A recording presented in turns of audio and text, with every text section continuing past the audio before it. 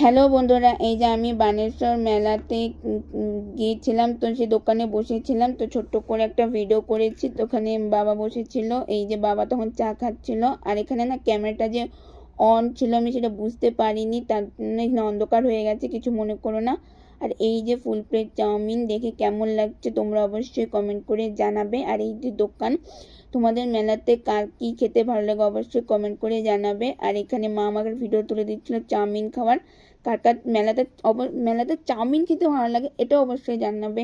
আর এখানে মাকে বারবার বলছিলাম ক্যামেরাটা অফ করে দাও, মা তখনও ক্যামেরা অফ করেনি। আমার প্রচণ্ড লজ্জা লাগছিল তখন এই যে ক্যামেরা করতে। আর এখানে যে মা আর বাবা এগরোল খাচ্ছিল, মা তোমাদের দেখাচ্ছে যে এগরোল আর চা একসাথে খাচ্ছিল। আর এই যে দোকান আবার দেখালাম। আর এই যে মেলাটা ছোট্ট করে ভিডিও করেছি।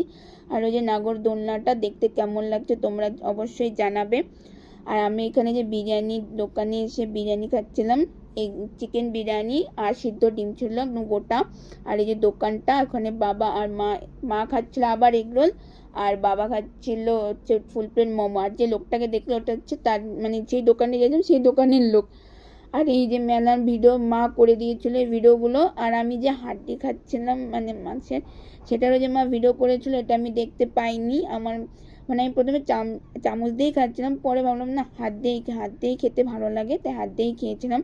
আর ভিডিওটা তোমাদের কেমন লাগলো অবশ্যই তোমরা কমেন্ট করে জানাবে। ঠিক আছে, ভিডিওটা